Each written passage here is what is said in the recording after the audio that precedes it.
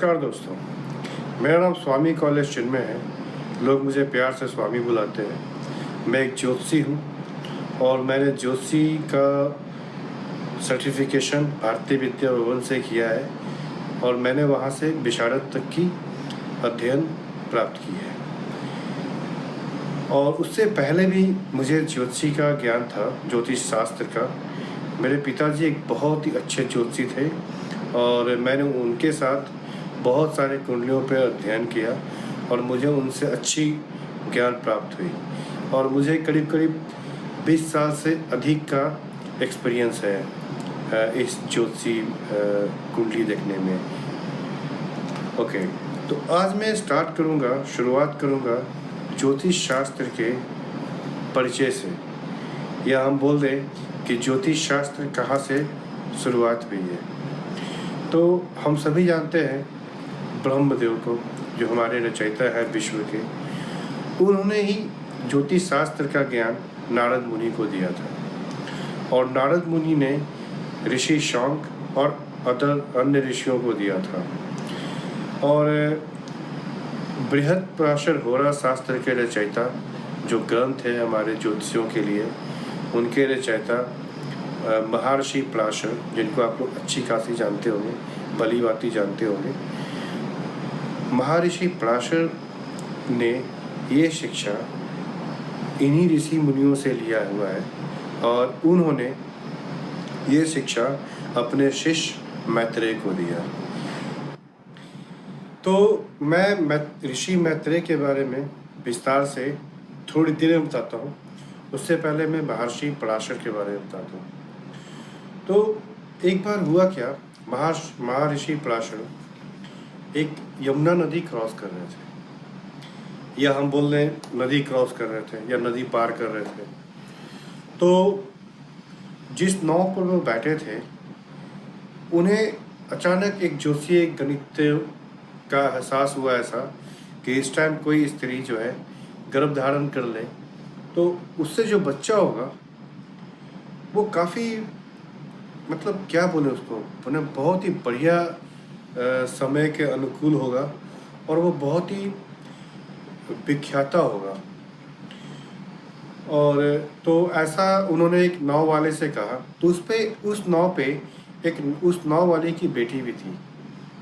उस बेटी को भी आप लोग भली भांति जानते हैं, मैं बताऊंगा अभी। तो नाव वाला तैयार हो गया और उस नाव वाले ने अपनी बेटी को भी तैयार कर लिया बात करके। तो वो गर्भ धारण कर ली।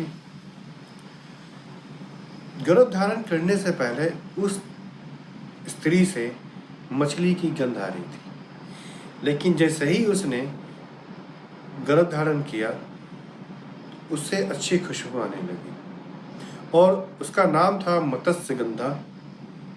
और गर्भ धारण करने के बाद उनका नाम पड़ा सत्यवती, जिनको हम भली भांति जानते हैं और देखा भी है महाभारत एपिसोड्स में कि जिनकी शादी जो है महाराजा शांतनु से होती है। शायद आप लोगों को याद आ गया होगा। तो ज्योतिषीय गणितेय से हुए बच्चे का नाम वेद व्यास, शायद आप लोग जानते भी होंगे, नाम भी सुना होगा, जिन्होंने भगवत गीता का जिन्हें हम रचयिता भी बोलते हैं भगवत गीता का, उन्होंने ही जो है भगवत गीता को बोला था और श्री गणेश जी ने उन्हें लिखा था। हाँ, तो उनका नाम वेद व्यास पड़ा। वेद व्यास क्यों पड़ा? क्योंकि वो सारे वेदों को विस्तृत रूप से ज्ञान दिया उन्होंने। मगर असली नाम उनका कृष्ण द्वैपायन था। कृष्ण द्वैपायन क्यों पड़ा नाम?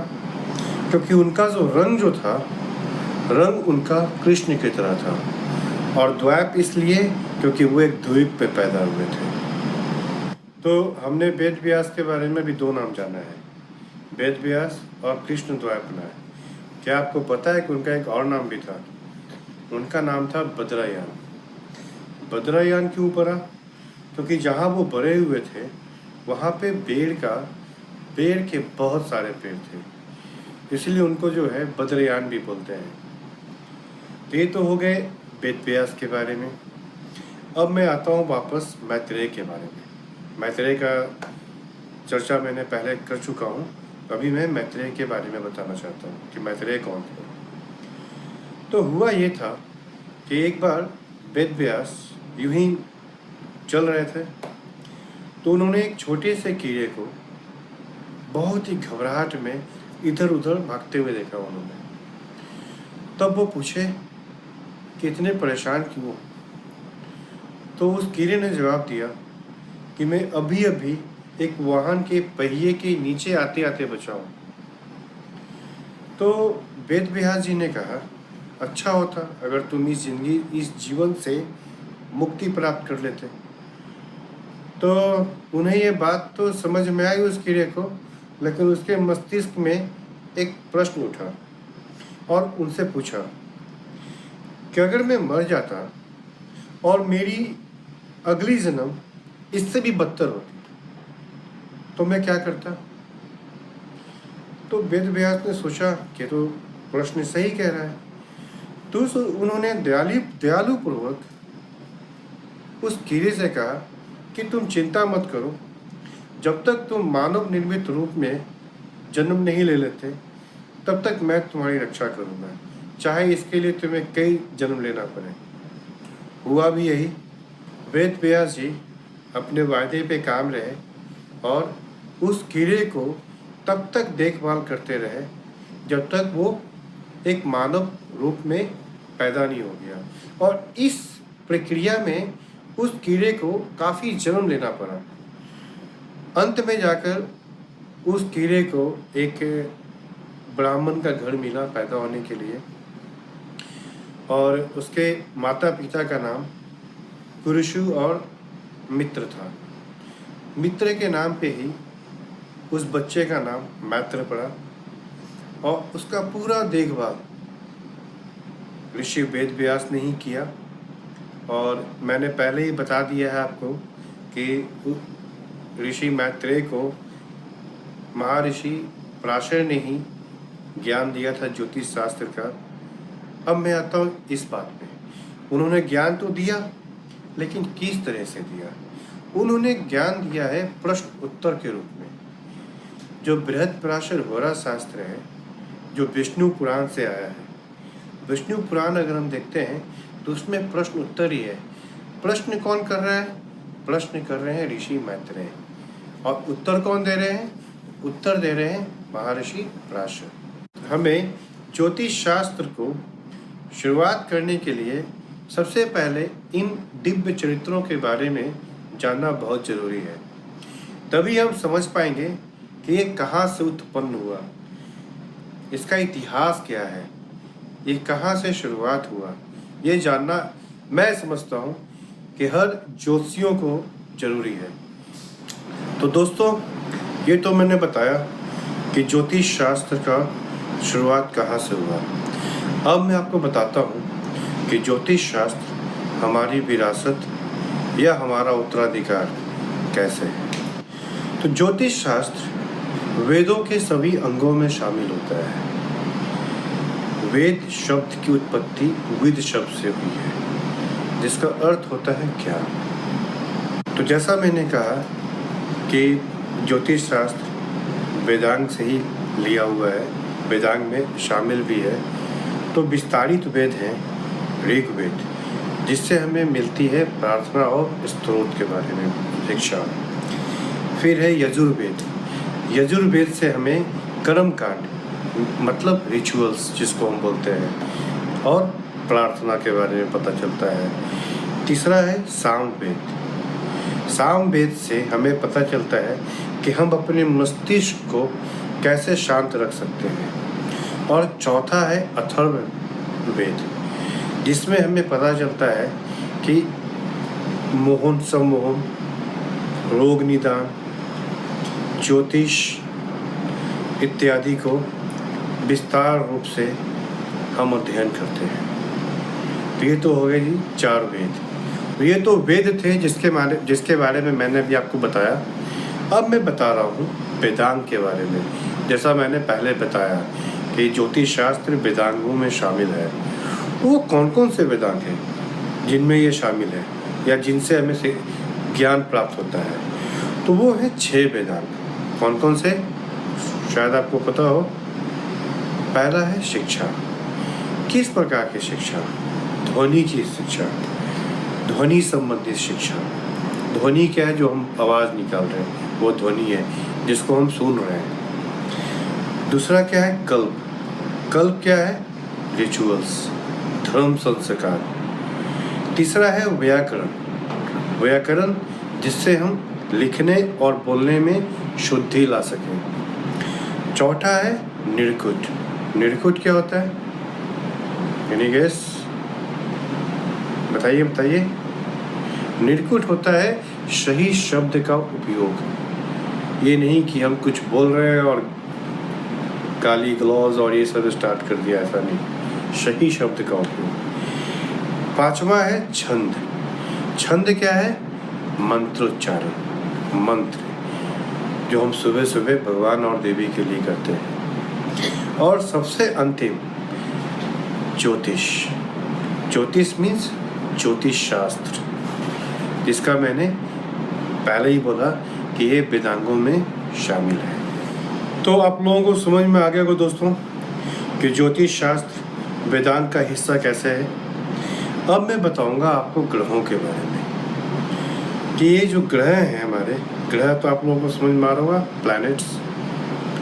ये प्लैनेट्स जो हैं बृहत्पराशर होरा शास्त्र जो मैंने पहले बताया, ये ग्रंथ है हमारे जैसे ज्योतिषियों के लिए या आप लोगों के लिए जो आप लोग इतना दिलचस्पी दिखा रहे हो ज्योतिषी में, ज्योतिष शास्त्र में, ये ग्रंथ है। तो इस ग्रंथ के अनुसार ये जो भी ग्रह की बातें हम करते हैं वो सारे विष्णु देव के अवतरित रूप से हुआ है। अब बोलेंगे कैसे, कौन सा प्लैनेट कौन से रूप से हुआ है? तो मैं बताऊंगा। जैसे सूर्य है, सूर्य का जो है उत्पत्ति, या हम बोल रहे हैं सूर्य जो है वो श्री राम है। चंद्रमा श्री कृष्ण है। मंगल नरसिम्हा है। बुध भगवान बुद्ध है। बृहस्पति वामन है। शुक्र परशुराम जी है जिनके बारे में हम लोग जानते ही हैं। शनि कुर्मा है। राहु बराह है और केतु मत्स्य है। तो ये जो 9 रूप हैं विष्णु देव के या विष्णु भगवान के, ये 9 ग्रह हैं जो मैंने अभी बताया आपको। और आज मैं ये वीडियो यहीं पे समाप्त करता हूँ। बाकी आने वाले वीडियो में मैं आपको इसके बारे में विस्तार रूप से बताऊंगा। कहता हूँ कि ज्योतिष शास्त्र क्या है। तो ज्योतिष शास्त्र को वेदांगों में शामिल किया गया है, या यूं कह लें कि ज्योतिष शास्त्र वेदांगों में समावेश है। वेदांगों के बारे में मैंने मेरी पिछली वीडियो में बता दिया है, तो आप आई बटन पे क्लिक करके आप उसको देख सकते हैं। और उसके अलावा भी मैंने इसके लिंक को डिस्क्रिप्शन में डाल दिया है इस वीडियो के, तो आप वहाँ से भी देख सकते हैं। तो जैसा मैं बता रहा था कि ज्योतिष शास्त्र वेदांगों में शामिल है। ज्योतिष शास्त्र को वेदांगों में सबसे ऊपर रखा गया है, शीर्ष पे रखा गया है। क्या कभी आपको जानने की इच्छा हुई कि चंद्रमा शरद पूर्णिमा में इतना ज़्यादा क्यों चमकते हैं, या सूर्य ज्येष्ठ मास में इतना ताप क्यों देते हैं? क्या कभी इच्छा हुई कि सितारे हमसे क्या बात करने चाहते हैं, ये जानने की इच्छा हुई? तो ज्योतिष शास्त्र जो है इन्हीं सितारों की भाषा है।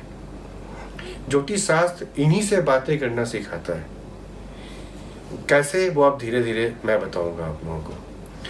तो जैसा मैंने बताया कि ज्योतिष शास्त्र सितारों की भाषा है, तो ज्योतिष शास्त्र को, यानी उसको इंग्लिश में एस्ट्रोलॉजी भी कहते हैं, 2 अंगों से बना है। पहला है एस्टर। एस्टर का मतलब होता है स्टार्स, सितारे।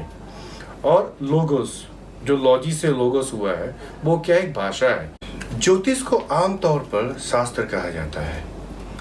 यह हमें ग्रहों के बारे में तथ्य बताता है। तथ्य क्या है? सच्चाई, फैक्ट। यह समय का विज्ञान है जो ग्रहों की विकिरणों और उसकी प्रतिक्रियाओं के बारे में बताता है। ज्योतिष शास्त्र स्कंध त्रय में समावेश है। स्कंध त्रय क्या है? स्कंध का मतलब होता है शाखाएं, त्रय का मतलब होता है 3। तो ज्योतिष शास्त्र 3 स्कंधों में समावेश है, 3 शाखाओं में समावेश है। अब ये 3 शाखाएं, 3 स्कंध कौन कौन से हैं? तो पहला है होरा, दूसरा है संहिता और तीसरा है गणित।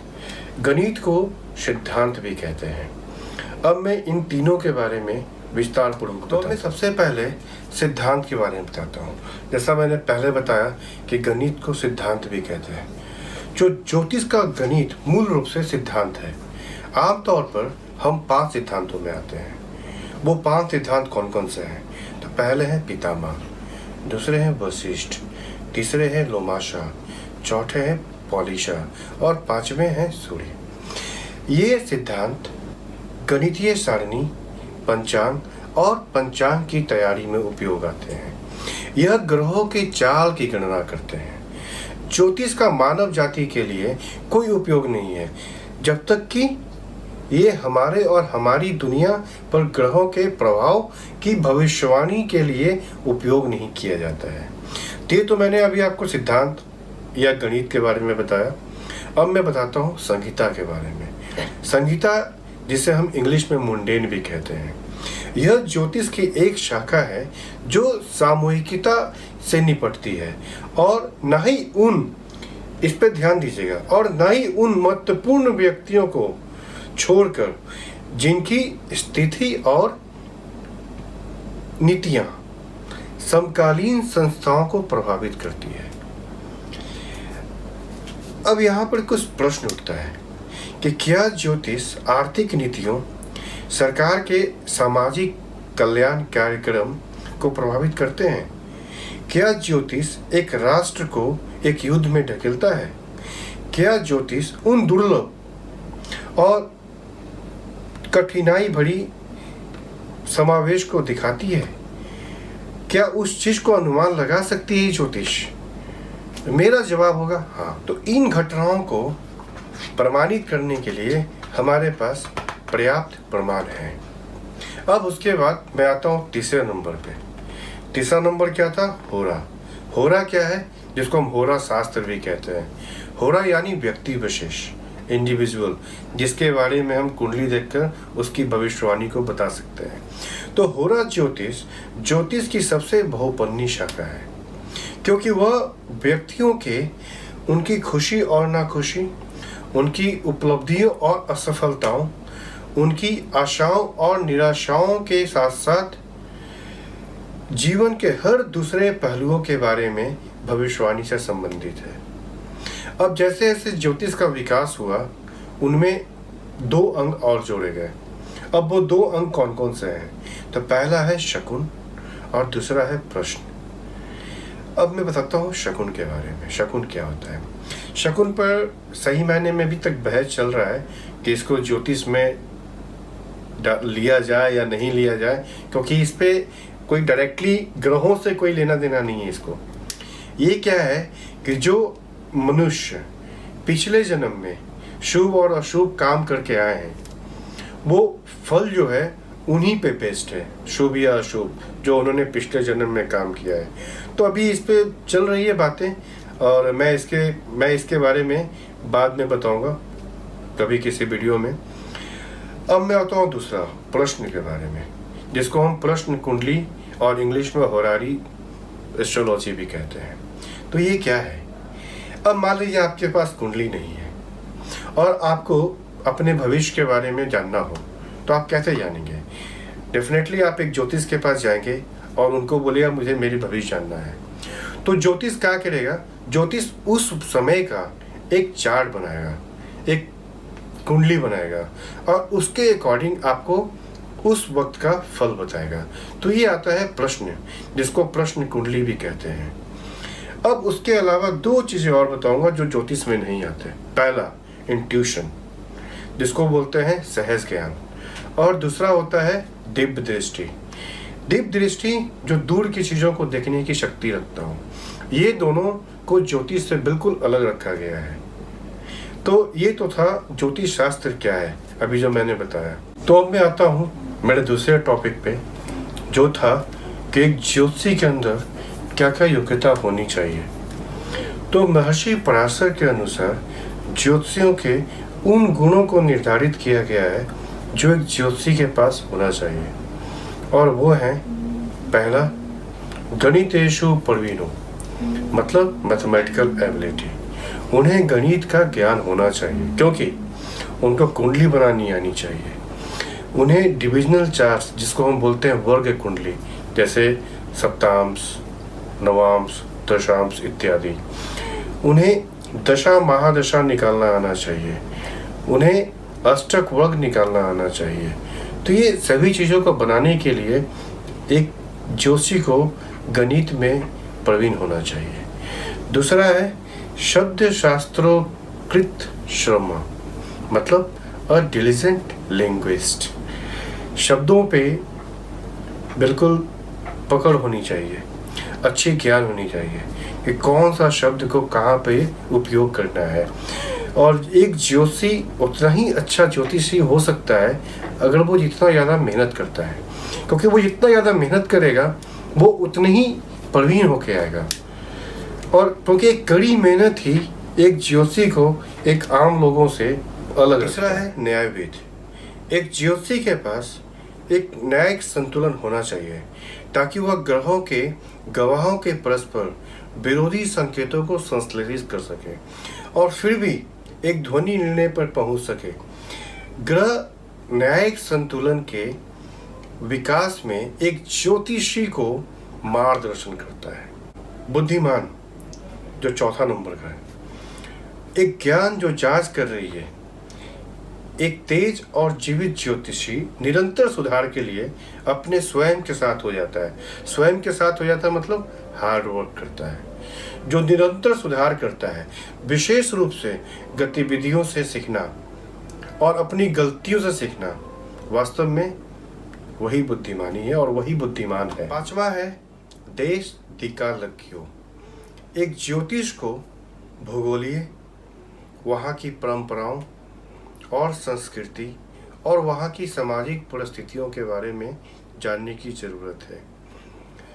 अगर वो ऐसा नहीं करते हैं तो इसका परिणाम बहुत ही विनाशकारी हो सकता है। छठा है जितेंद्रिय। एक ज्योतिषी सलाहकारों के अंतरतम विचारों के लिए निजी होते हैं। वह मौद्रिक, भावनात्मक और अन्य लाभ हासिल करने के लिए इन विचारों का फायदा उठा सकता है। तो नैतिक नियंत्रण और संतुलन बहुत जरूरी है। सातवां है ओहा पोहा पटु। ओहा पोहा पटु हमें क्या बताता है कि एक घटना को कई कोणों से देखने की क्षमता, एक मुद्दे के विभिन्न पहलुओं को रोशन करने के लिए विरोधाभासों और विरोधाभासी विचारों को संश्लेषित करने के लिए एक ज्योतिष को स्पष्टता देता है। मतलब कि एक घटना को देखने के लिए कई दृष्टिकोणों से देखने की ज़रूरत है। अगर मैं ज्योतिष की बात करूँगा तो उसमें कुंडली है, उसमें वर्ग कुंडली है, उसमें अष्टक वर्ग है, दशा महादशा है और भी कई तरह के ज्योतिष हैं। उन सभी पहलुओं से देखने के बाद ही कुछ बताना चाहिए। आठवां है होरा स्कंद श्रवण सम्मता। मतलब होरा स्कंद में ज्ञान, होरा की शाखा में ज्ञान।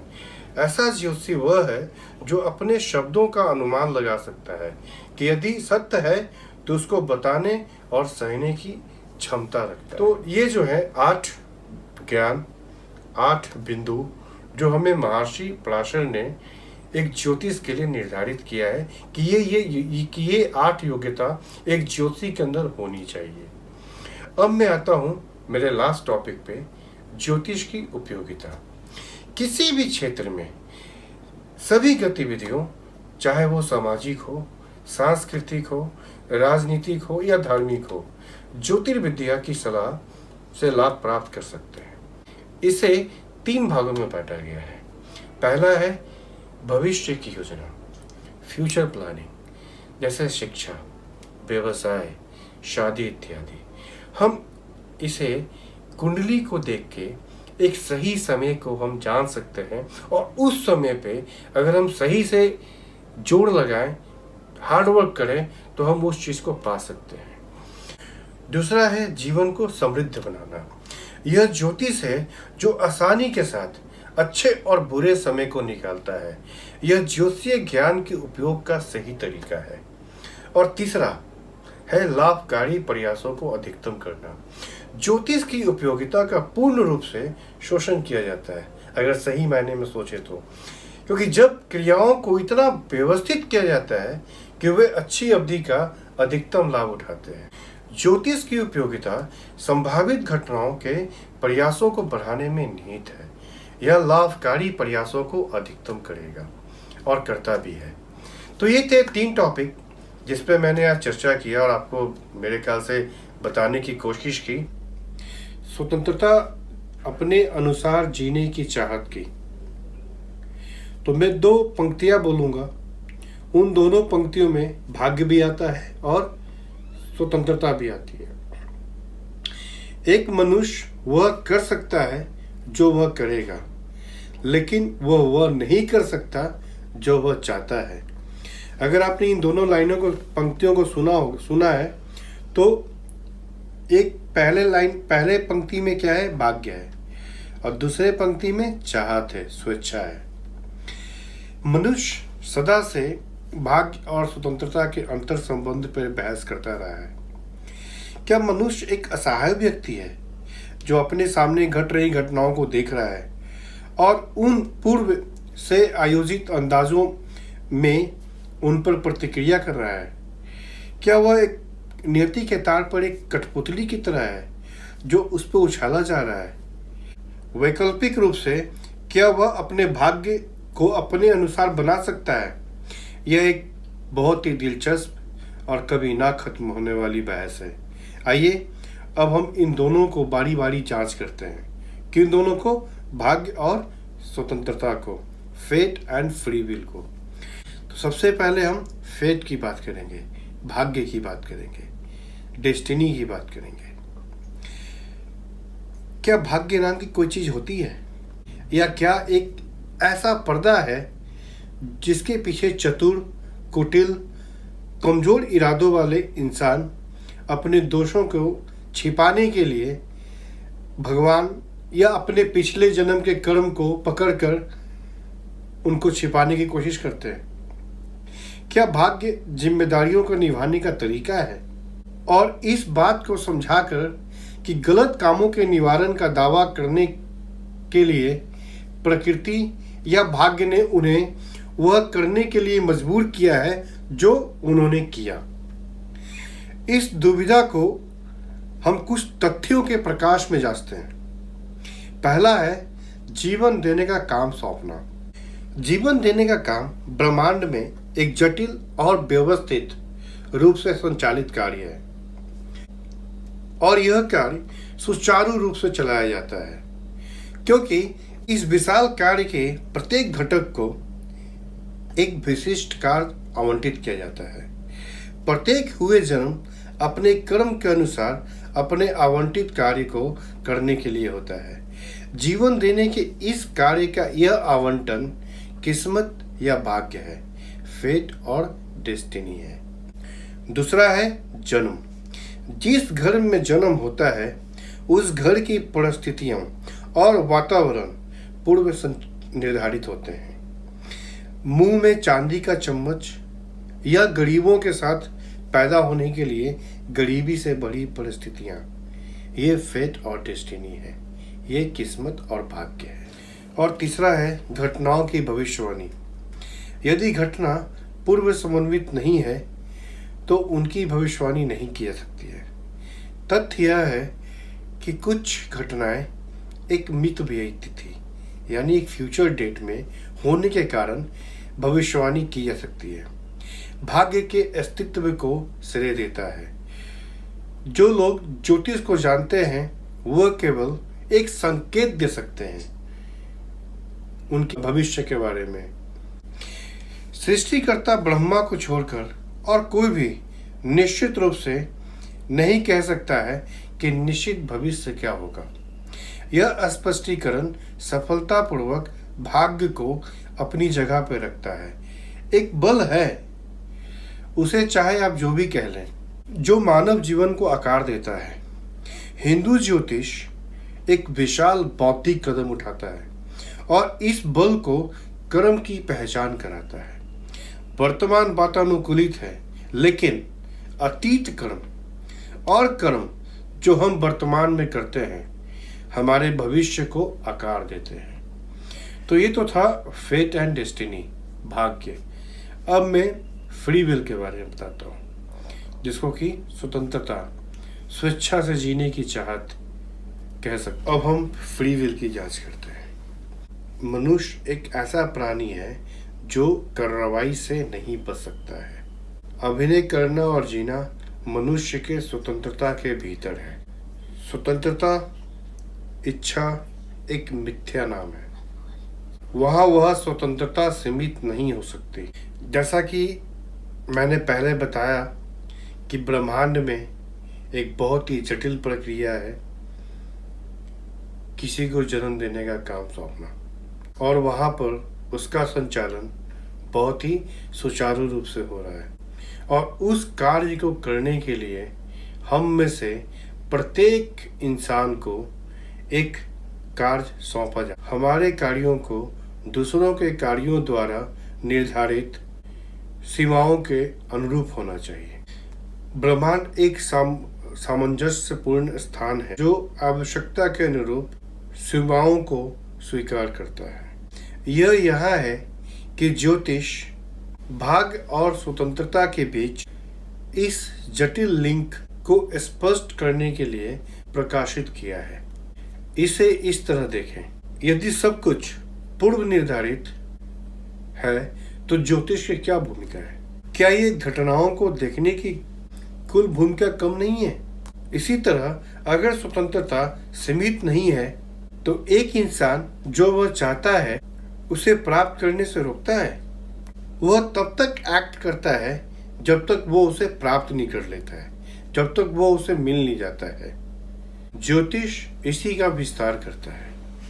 यह सीमाओं की गणना करता है ताकि एक निश्चित प्रकार की कार्रवाई के लिए सबसे अच्छा समय पता चल सके। यह उस काम को अनुमान लगा सकता है जिसे किसी विशेष व्यक्ति को आवंटित किया गया है, और फिर वह दोनों की मिलान कर सकता है ताकि मनुष्य के कार्यों को सामंजस्यपूर्ण तरीकों से उसके कार्यों में शामिल किया जाए। जीवन के कार्य के साथ क्रिया के पैटर्न को, इस सामंजस्य को एक उदाहरण द्वारा समझाया जा सकता है।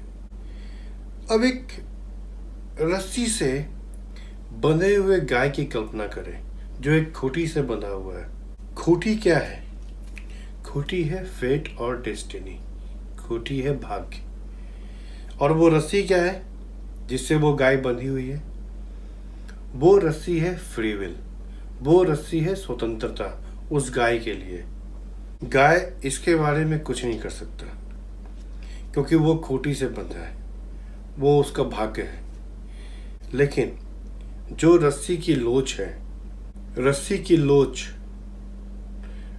और उसकी लंबाई वो अतीत है और वर्तमान कर्म द्वारा तय की जाती है। गाय वह कर सकती है जो वह करना चाहती है। गाय सिर्फ वही कर सकती है उस कवर किए गए एरिया के भीतर चाहती है, क्योंकि उस रस्सी की लंबाई के ना आगे जा सकती है। वो गाय, जो रस्सी है उस परिधि के आगे वो गाय नहीं जा सकती है। तो जो रस्सी की परिधि है वो उसी के अराउंड वो घूम सकती है, और जो उसकी इच्छा है करने की वो उसी में अपने कदम को आगे बढ़ा सकती है। तो इससे यह पता चलता है कि किसी न किसी भी काम को करने के लिए फ्री विल है। गाय के पास भी फ्री विल है, क्योंकि जो रस्सी की जो लोच है और जो रस्सी की लंबाई है वो उसके चारों तरफ की जो घूमने की जो प्रक्रिया है और रस्सी से पास में आना और दूर जाना वो उसकी स्वतंत्रता है, वो उसका भाग्य नहीं है। भाग्य क्या था? वो उस खूंटे से बंधना। हमने देखा है कि सभी जीवन में कुछ पूर्व समन्वय होता है। हमने ये भी देखा है कि फ्री विल मौजूद है। निश्चित रूप से कर्म सीमाओं द्वारा विनियमित है। यह समझने की जरूरत है कि हमारे झुकाव, हमारा दृष्टि ऐसे कंडीशनर हैं जो हमारे अतीत द्वारा प्रदान किए गए हैं। फ्री विल वह एजेंसी है जो गतिविधि, क्रिया, कर्म या उत्पादन करती है और भविष्य के लिए कंडीशनिंग की तैयारी करती है। दोनों पूरी तरीके से परस्पर जुड़ी हुई है। मनुष्य न तो प्रकृति के शतरंज का मोहरा है और न ही वह खुद के भविष्य का वास्तुकार है। यह भाग और स्वतंत्रता का सैद्धांतिक प्रदर्शनी है। तो यहीं पे मैं इस फ्री विल को ख़त्म करता हूँ। शायद आप लोगों को समझ में आ गया होगा कि फेट और फ्री विल क्या है और हम उसको कैसे अपने अनुसार उसको बना सकते हैं, उसको डिजाइन कर सकते हैं। तो अगर आपको ये वीडियो पसंद आया है, ज्योतिष और कर्मा से, कर्मा के बारे में हम जान चुके हैं कि कितने प्रकार के कर्मा होते हैं। क्योंकि भाग्य पर हम लोग बात कर रहे हैं तो कर्मा के बारे में बात करना बहुत ज़रूरी होता है। तो ज्योतिष विषयों पर लेखकों के सभी लेखन में कभी कभी ज्योतिष और कर्मा के बीच संबंध पर चर्चा की गई है। हालांकि किसी भी लेखक ने सबसे महत्वपूर्ण प्रश्न यह नहीं बताया है कि जिन दो महान ऋषियों का हम पालन करते हैं, आपको पता है मैंने इनके बारे में बता रखा है पहले कि वो दो महान ऋषि कौन है। वो है महर्षि पराशर और वराहमिहिर। उन्होंने कर्मा से सीधे संबंधित ज्योतिष किया है या नहीं? एक और सवाल जिसके लिए लेखकों को खुद को संबोधित करना चाहिए था कि क्या ज्योतिष अतीत, वर्तमान जन्म और भविष्य के जन्मों में विश्वास से सीधे संबंधित है? बृहत्पराशर होराशास्त्र सशत्रु हिंदू धर्म का समर्थन करते हुए अवतार कर्मा के संदर्भ में शुरू करते हैं कि भगवान इस दुनिया में खुद को पुनर्जन्म देते हैं। जब भी बुराई का संतुलन भारी होता है तो गुणों को भारी पड़ने लगता है। ऐसी स्थिति में 9 अवतार किसी विशेष ग्रह के लाभकारी प्रभाव के तहत जन्म लेते हैं। ये मैंने मेरी सबसे पहली वीडियो में बताया था कि वो 9 विशेष ग्रह कौन कौन से हैं और वो किन के अवतार हैं। अगर आपने वो वीडियो नहीं देखा है तो आप मेरी सबसे पहली वीडियो देख सकते हैं जिसमें मैंने ये सारा कुछ बता रखा है। यह याद रखना चाहिए कि बृहत्पराशर होराशास्त्र दिव्य पुनर्जन्म की कहानी से शुरू होता है। महर्षि पराशर ने मानव पुनर्जन्म का संदर्भ कहाँ और कैसे दिया है? पराशर ग्रंथों में इस तरह के संदर्भ कई स्थानों पर दिए गए हैं, जिनमें से कुछ पहले देखे जा सकते हैं। 8वें घर को, यहाँ 8वें घर का सेंस क्या है? कुंडली के 8वें घर को। मैं सारे घरों के बारे में बताऊंगा, पहले मैं ये सारा इंट्रोडक्टरी क्लासेस खत्म कर लूँ। तो 8वें घर को पूर्वापरा जुनूर वृत्तमा के रूप में जाना जाता है, जिसका अर्थ है व्यवसाय, पिछले जन्म का पेशा। अगला महत्वपूर्ण संदर्भ यह है कि जब माँ के बुरे कर्मों का कारण महर्षि पराशर ने मारक या पहले 4 वर्ष का व्यवहार किया तो अगले 4 वर्षों में पिता के बुरे कर्मों का कारण और पिछले 4 वर्षों में, जो कि 12वें वर्ष तक, बच्चे अपना बुरा कर्म का व्यवहार होता है। पिछले जन्म के कर्म के कारण मृत्यु की प्रकृति भी प्रत्येक व्यक्ति का फैसला किया जाता है। यह शाही सजा, असाध्य रोगों, हथियारों के माध्यम से, जहर, पानी में डूबने, आग से या ऊंचाई से गिरने के आदि के कारण हो सकता है। क्या मृत्यु के समय कोई व्यक्ति सचेत या बेहोश होगा और क्या वो मर जाएगा? घर या जबकि आंदोलन में या एक विदेशी देश आदि में सीधे संदर्भित होते हैं। पराशर और वराहमिहिर दोनों अतीत, वर्तमान और भविष्य के जन्मों को सबसे प्रिय शब्दों में भी संदर्भित किया है। सूर्य और चंद्रमा के दीर्घकान को देखना है। दीर्घकान क्या होता है? ये डिविजनल चार्ट्स का एक हिस्सा है। जब मैं आपको डिविजनल चार्ट्स के बारे में बताऊंगा तो मैं उस वक्त इस चीज़ को समझाऊंगा। यहाँ बृहस्पति स्वर्ग के ऊंचे क्षेत्र का प्रतिनिधित्व करते हैं। चंद्रमा और चंद्रलोक को, जिसे पितृलोक भी कहा जाता है, सूर्य और मंगल हमारी अपनी नश्वर दुनिया है, जबकि शनि और बुध नीच राशि के हैं। अब मैं बताता हूँ आपको भविष्य के जन्म के बारे में।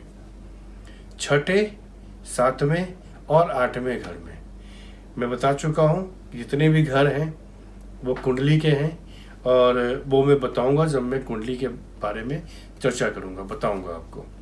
तो छठे, सातवें और आठवें घर में बृहस्पति की उपस्थिति को मृत्यु के बाद उच्चतम स्थिति में लाने के लिए पराशर द्वारा प्रशंसा की गई है। ब्रह्ममिहिर 10वें घर में बृहस्पति की प्रशंसा करते हैं। यदि छठे, सातवें या आठवें घरों में कोई ग्रह नहीं है तो उनके स्वामी, किनके स्वामी? छठे, सातवें और आठवें के स्वामी, मतलब जो उस राशि के मालिक हैं, जैसे सूर्य, चंद्रमा इत्यादि, और दीर्घकाना की जांच की जानी चाहिए। अब मैं आता हूं वर्तमान जन्म के बारे में। जब पराशर पिछले जन्म और भविष्य के जन्म दोनों को संदर्भित करते हैं तो वह वर्तमान जन्म को कैसे और कहां से संदर्भित करते हैं? कई स्थानों पर प्रत्यक्ष संदर्भ है, लेकिन सबसे महत्वपूर्ण संदर्भ अध्याय में पिछले जन्म के अभिशापों से निपटने के रूप में बनाया गया है, जिसके परिणाम स्वरूप एक व्यक्ति वर्तमान जीवन में जन्म लेने वाले बच्चों से वंचित रह सकता है। एक मांडी के बारे में भी बताऊंगा आपको, अभी से आप सुन लो। यह मांडी और पांचवें घर के साथ साथ अन्य ग्रहों का उपयोग किया जाता है और पिछले जीवन का विश्लेषण किया गया है। उदाहरण के लिए, यदि इस तरह के श्राप में सूर्य जुड़े हुए हैं तो शाप पिता का है, यदि चंद्रमा तो माता आदि का है, और यदि राहु मांडी के साथ है तो इसे पिछले जन्म का सर्प दोष कहा गया है। पराशर यहाँ तक कि प्रत्येक प्रकार के श्राप के लिए ग्रहों के ग्रह शांति के प्रचार के तरीके बताते हैं। प्रचार मतलब ग्रह शांति के द्वारा ग्रहों से हम कैसे बच सकते हैं, उसका तरीका बताया है उन्होंने। इसीलिए इसमें कोई संदेह नहीं होना चाहिए कि मेरे दिमाग में यह बात कि हमारे ज्योतिष का अतीत, वर्तमान और भविष्य के जन्म से सीधा संबंध रखता है और ये पूरी तरह से पुनर्जन्म के सिद्धांत का समर्थन करता है। यदि ज्योतिष शास्त्र पुनर्जन्म के सिद्धांत का समर्थन करता है तो हम इसे हिंदू धर्म ग्रंथों से संदर्भित करते हुए देखेंगे और गीता की बार बार उल्लेख किया गया है। तो यहाँ पर दो सवाल उठेंगे। पहला, उन लोगों के बारे में क्या जो पुनर्जन्म में विश्वास नहीं करते हैं, और दूसरा, ऐसे पुनर्जन्म के आधुनिक संदर्भ में वैज्ञानिक प्रमाण क्या है। तो इस प्रश्न के उत्तर दो तरह से दिया जा सकता है। पहला, हिंदू धर्म ग्रंथों से उद्धृत करना है, जहां पुनर्जन्म के सैकड़ों मामले के संदर्भ हैं। स्वाभाविक रूप से जो तत्काल आपत्ति की जाएगी वह यह है कि क्या गैर भारतीयों और गैर हिंदुओं को पुनर्जन्म पर विश्वास कर सकते हैं।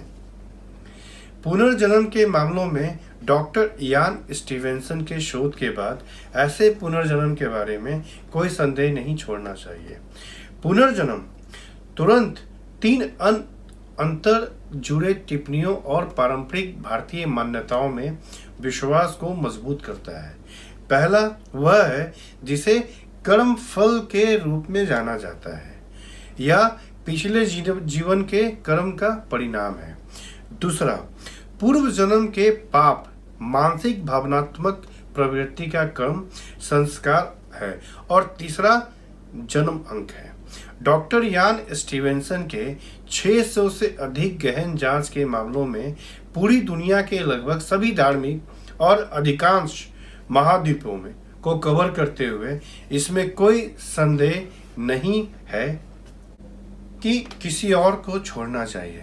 यहाँ तक कि उन लोगों के दिमाग में भी जो पुनर्जन्म के मामले के सत्यापन के लिए वैज्ञानिक प्रमाण की मांग करते हैं। अब इसका तो हम बेस्ट एग्जाम्पल जानते हैं अच्छी तरीके से, शांति देवी के बारे में, कि उनका कैसे पुनर्जन्म हुआ और उनको पिछले जन्म की सारी बातें याद थी। राशि यानी जोडियाक का रूप और उसके स्वामी के बारे में बताऊंगा, साथ साथ नक्षत्र के बारे में बताऊंगा। तो मैं पहले शुरुआत करता हूँ राशियों से कि कौन कौन सी राशि होती, जो मैंने ऑलरेडी पहले बता रखा है आपको। मैं आज उसी को थोड़ा सा एलोबरेट करके उसका रूप और उसके स्वामी के बारे में बताऊंगा। जैसा मैंने बताया था कि हमारे सौर जगत में 9 ग्रह हैं, लेकिन उस 9 ग्रह में राहु और केतु किसी भी राशि के स्वामी नहीं होते हैं। तो बचे 7, बाकी के 7 ग्रह इन राशियों के 12 राशियों के स्वामी होते हैं। अब ये कौन कौन से राशि के कौन कौन से स्वामी हैं मैं बता रहा हूँ। मेष राशि, मेष राशि के स्वामी है मंगल, और जो मेष राशि का जो रूप है वो है भेड़ का, एक शीप का। दूसरा है वृषभ राशि, वृषभ राशि के जो स्वामी हैं वो है शुक्र, और उनका जो रूप है वो एक बैल का है।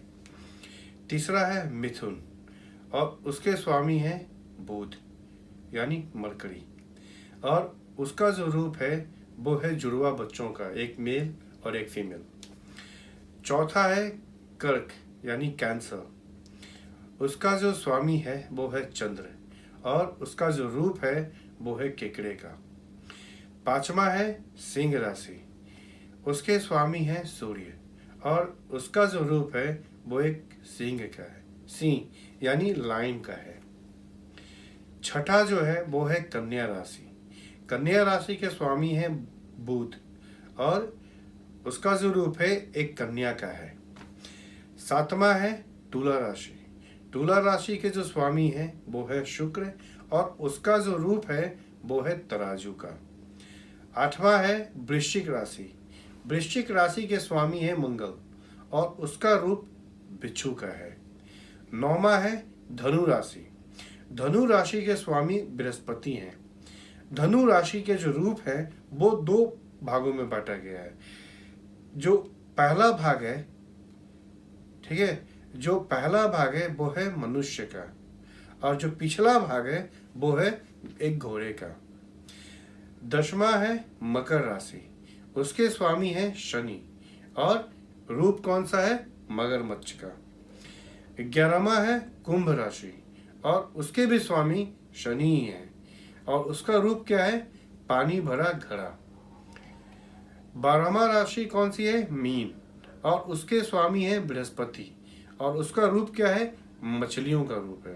तो इस तरीके से हम देखते हैं चंद्र और सूर्य केवल एक एक राशि के स्वामी हैं। सूर्य किसके हैं, सिंह राशि के, और चंद्र है कर्क राशि के। बाकी के जो है मंगल, बुध, बृहस्पति, शुक्र और शनि, वो 2-2 राशियों के स्वामी हैं। तो इस तरीके से अभी आपने ये देखा कि कैसे इन 12 राशियों को उनके स्वामी और उनके रूप में बांटा गया। आपने ये भी देखा कि जो 5 ग्रह हैं उनकी 2-2 राशियां हैं, 2-2 राशियों के स्वामी हैं। उसी तरीके से आगे बढ़ते हुए मैं अब नक्षत्र के बारे में बताऊंगा। नक्षत्र मतलब जिसको इंग्लिश में कॉन्स्टेलेशंस बोलते हैं। तो जिस प्रकार अभी आपने देखा कि भव चक्र में 12 राशियां हैं, उसी प्रकार उसमें 27 नक्षत्र भी स्थित हैं, 27 कॉन्स्टेलेशन भी हैं, जो अश्वनी नक्षत्र से स्टार्ट होते हैं।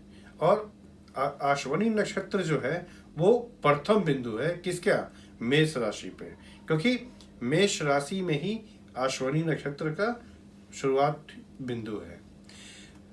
प्रत्येक नक्षत्र 13 डिग्री 20 मिनट का होता है। ये 13 डिग्री 20 मिनट कोई समय नहीं है, ये कोई समय नहीं है, बल्कि नक्षत्र के विस्तार को बताता है। तो अगर मैं मेष राशि की बात करूंगा तो मेष राशि में 13 डिग्री 20 मिनट का अश्विनी नक्षत्र है। जैसा मैंने मेरे पिछली वीडियो में बताया था कि हर घर को, कुंडली में जो 12 घर हैं, हर घर को 30-30 डिग्री में बांटा गया है, जिसको मिला के 360 डिग्री होता है। तो एक राशि में एक नक्षत्र 13 डिग्री 20 डिग्री का होता है। फिर दूसरा नक्षत्र भी आएगा तो वो भी 13 डिग्री 20 मिनट का होगा। तो कितने हो गए? 26 डिग्री और 40 मिनट। बाकी के जो हैं वो आधा होंगे उसके। ठीक है, तो अगर हम देखते हैं तो एक राशि में करीब करीब 2.5 नक्षत्र आते हैं। राशियों के समान ही नक्षत्रों के भी स्वामी विभिन्न ग्रह होते हैं। राहु और केतु का कुछ नक्षत्रों का स्वामित्व प्राप्त है, वो मैं बताऊंगा कौन कौन सा है। तो अगर हम देखें तो सब मिला के 27 नक्षत्र हैं, जिनके नाम और स्वामी मैं भी बताऊंगा। तो पहला जो नक्षत्र है वो है अश्विनी, उसके स्वामी है केतु। दूसरा है भरणी, उसके स्वामी है शुक्र। तीसरा है कृतिका, उसके स्वामी है सूर्य। चौथा है रोहिणी, जिसके स्वामी है चंद्र। पांचवा है मृगशीर, जिसके स्वामी है मंगल। छठा है आद्रा, जिसके स्वामी है राहु। सातवां है पुनर्वसु, जिसके स्वामी है बृहस्पति। आठवां है पुष्यामी, जिसके स्वामी है शनि। नौवां है आश्लेषा, जिसके स्वामी है बुध। 10वां है मघा, जिसके स्वामी है केतु। 11वां है पूर्व फाल्गुनी, जिसके स्वामी है शुक्र। 12वां है उत्तर फाल्गुनी, जिसके स्वामी है सूर्य। 13वां है हस्त, जिसके स्वामी है चंद्र। 14वां है चित्रा, जिसके स्वामी है मंगल। 15वां है स्वाति, जिसके स्वामी है राहु। 16वां है विशाखा, जिसके स्वामी है बृहस्पति। 17वां है अनुराधा, जिसके स्वामी है शनि। और 18वां है ज्येष्ठा, जिसके स्वामी है बुध। तो इस तरीके से अगर देखा जाए तो 18 नक्षत्र हो गया। आपने देखा होगा 10वें से ये दोबारा रिपीट होना स्टार्ट हुआ केतु से। उसी तरीके से जो अभी जो ये 19वां जो मैं बताऊंगा वो फिर से केतु से स्टार्ट होगा। तो 19वां जो है वो है मूल नक्षत्र, उसके स्वामी है केतु। 20वां है पूर्व आषाढ़ा, जिसके स्वामी है शुक्र। 21वां है उत्तर आषाढ़ा, जिसके स्वामी है सूर्य। 22वां है श्रवण, जिसके स्वामी है चंद्र। 23वां है धनिष्ठा, जिसके स्वामी है मंगल। 24वां है सतभिका, जिसके स्वामी है राहु। 25वां है पूर्व भाद्र, जिसके स्वामी है बृहस्पति। 26वां है उत्तर भाद्रा, जिसके स्वामी है शनि। और 27वां अंतिम रेवती है, जिसके स्वामी है बुध। इसी के साथ आज का ये वीडियो मैं यहीं पे समाप्त करता हूँ, देख सकते हैं। तो उसी कड़ी को आगे बढ़ाते हुए आज मैं बताऊंगा कि तिल या मस्सा, जिसको कि मूल या वार्ट भी कहते हैं, उसका क्या प्रभाव होता है। अगर आपके बॉडी पार्ट में है, आपके लाइफ में उसका क्या इफेक्ट है, क्या प्रभाव पड़ता है आपके जीवन पर। अगर आपको ये वीडियो पसंद आता है तो इसको लाइक करें, कमेंट करके बताएं कि आपको ये वीडियो कैसा लगा, आपको ये जानकारी कैसी लगी जो मैं बताने वाला हूँ।